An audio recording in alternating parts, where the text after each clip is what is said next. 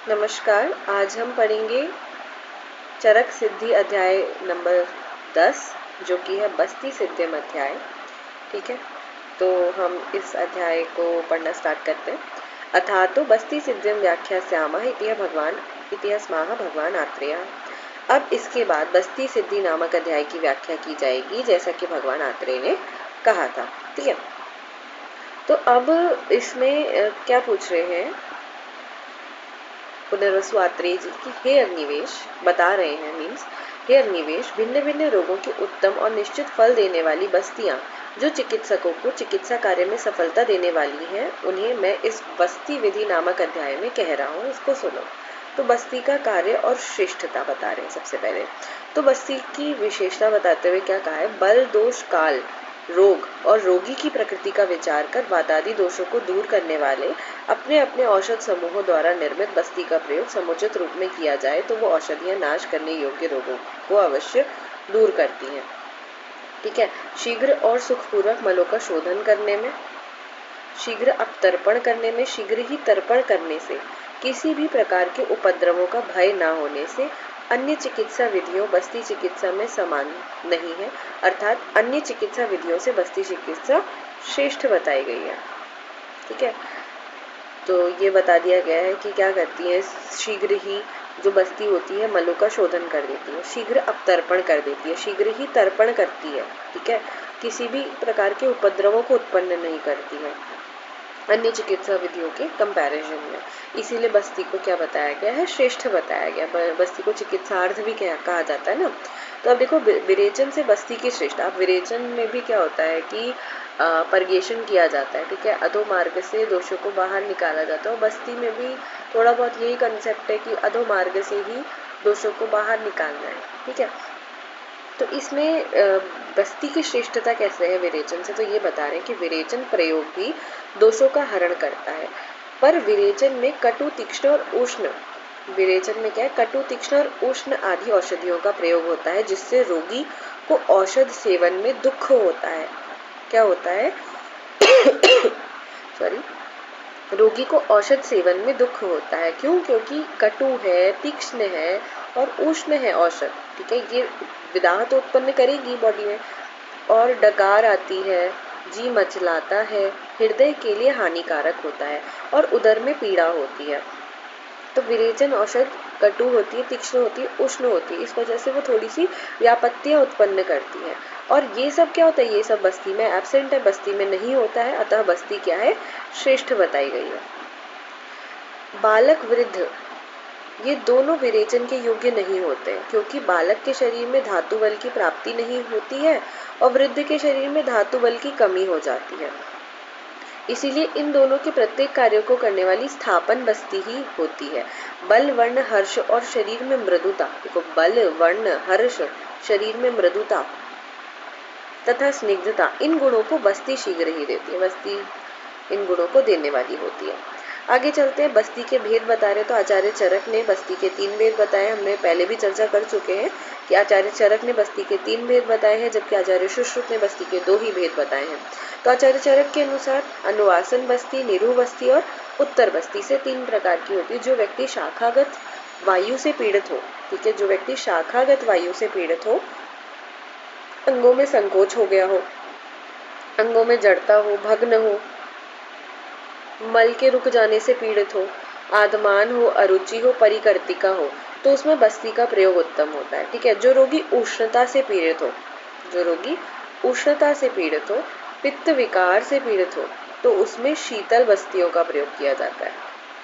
ठीक है, जैसा कंडीशन है उसके अपोजिट कंडीशन को अप्लाई कर दो। ठीक है, जैसे कि उष्णता से व्यक्ति पीड़ित है तो शीतल बस्ती दे दो, शीतता से पीड़ित है तो उष्ण बस्ती दे दो। इस प्रकार से हम अपनी युक्ति के अनुसार बस्तियों का प्रयोग कर सकते हैं। ठीक है, शीत से पीड़ित है तो उसमें समशीतोष्ण बस्ती का प्रयोग कर लो।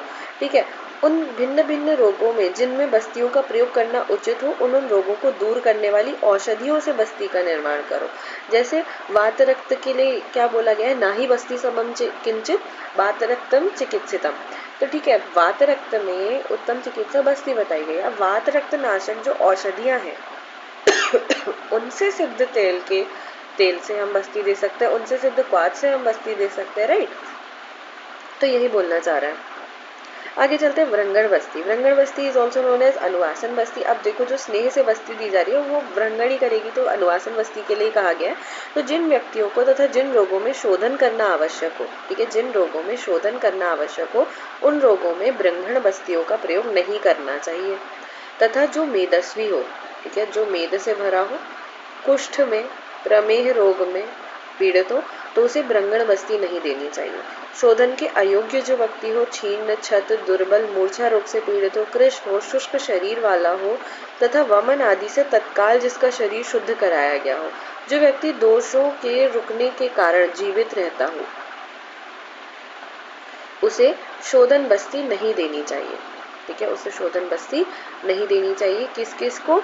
जो कि छीन हो, छत हो, दुर्बल हो, मेदस्वी हो, कुष्ठ प्रमेय रोग से पीड़ित हो, तो उनमें हमें ये शोधन बस्ती नहीं देनी चाहिए। बस्ती में प्रक्षेप रूप द्रव्य। अब देखो बस्ती में प्रक्षेप क्या क्या डाला जाता है, तो वाजीकरण और रक्त पित्त में यदि बस्ती का प्रयोग करना हो तो सभी बस्तियों में मधु और घृत डाला जाता है। किस कंडीशन में? अगर वाजीकरण में यूज करना है और रक्त पित्त में यूज करना है, ठीक है, मधु घृत और दूध मिलाया जाता है, ठीक है। कफ से आवृत रोग है तो तेल मिलाया जाता है, गोमूत्र, कांजी, तीक्ष्ण चीजें मिलाई जा रही है, सेंधा नमक, ठीक है। सभी प्रकार की बस्तियों में अम्ल, गोमूत्र, दूध, सुरा, क्वाथ इन द्रव्यों का संयोग करना चाहिए। पर इन द्रव्यों में से जो द्रव्य धातुओं के विरोधी ना हो, अर्थात वात आदि दोष को बढ़ाने वाले ना हो, ऐसे द्रव्यों को ही बस्ती में मिलाना चाहिए। जल रस का कारण होता है, इसलिए प्रत्येक बस्ती में गर्म जल अवश्य ही पिलाना चाहिए, ठीक है, ये इम्पोर्टेंट है।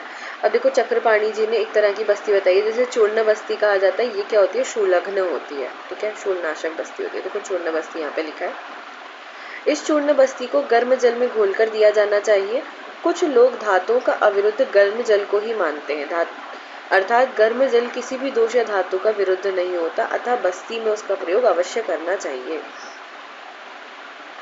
और यहाँ पे कुछ बस्ती में प्रक्षेप द्रव्य जो डाले जाते हैं उनका वर्णन किया गया है। तीक्ष्ण और मृदु बस्तियां आती हैं।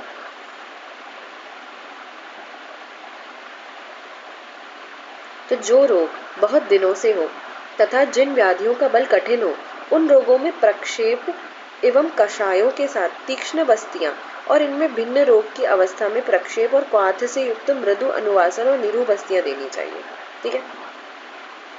आगे चलते हैं। अब वातनाशक कुछ बस्तियां बता दी गई हैं, पित्तनाशक बस्तियां, कफनाशक बस्तियों का वर्णन किया गया, पक्वाशय शोधक बस्तियां बताई गई हैं, शुक्र और मांसवर्धक बस्तियां बताई गई हैं, संग्राहक बस्तियां बताई गई हैं, परिस्राव रोगनाशक 2 बस्तियां बताई गई, दाहनाशक बस्तियां, परिकर्तिका नाशक बस्तियां, प्रावाहिका नाशक बस्तियां बताई गई हैं, विरेचन अतियोग नाशक बस्तियां बताई गई हैं, जीवादान नाशक बस्तियां। अब ये जो जीवादान, ये सब जो हम पढ़ रहे हैं, ये सब क्या होते हैं? बस्ती व्यापक के अंतर्गत आते हैं, तो उनके नाशक बस्तियां बताई गई हैं। रक्त पित्त नाशक 2 बस्तियां बताई गई हैं। तो देखो मंजिष्ठा, सारिवा, अनंता, पयस्या, मधु, कैस तथा, ठीक है। तो मंजिष्ठा, अनंत मूल, अनंता, पयस्या और मुलेठी के कल्क को विधिपूर्वक पकाए गए दूध या फिर चीनी, लाल चंदन, मुलक्का, इनको निर्मित बस्ती का प्रयोग क्या होता है? रक्त पित्त नाशक होता है। तो ये रक्त पित्त नाशक 2 बस्तियां हैं। तात्पर्य है कि इनको मिलाकर रक्त पित्त में देना चाहिए।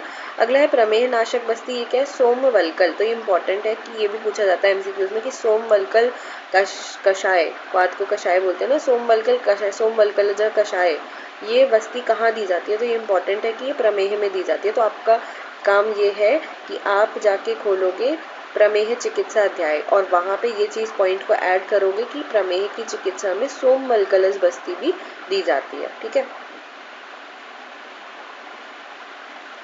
चरक चिकित्सा 6 जो कि क्या है? प्रमेह चिकित्सा, उसमें ऐड कर लेना है ये चीज। आगे चलते हैं। अब अध्याय का उपसंहार दिया है, ये आपको पता होना चाहिए, ये एमसीक्यू पर्पस में पूछा जाता है और वैसे भी अब ऐसे क्वेश्चंस नहीं आते हैं ज़्यादा। तो इस अध्याय में वातादि दोष के नाशक 3 बस्तियां, वातनाशक 3, पित्तनाशक 3, कफनाशक 3 बस्तियों का वर्णन किया गया है, ठीक है।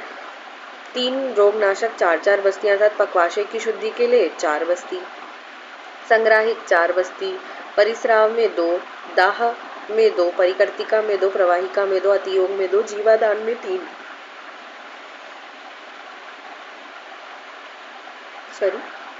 रक्त पित्त में 2, प्रमेह में 1। इस प्रकार का कुल 37 बस्तियां जो सर्वत्र सुलभ, अल्प औषध और क्लेश वाली होती है, इनका गुण अधिक उत्तम होता है, ये बस्तियां इस अध्याय में बता दी गई हैं।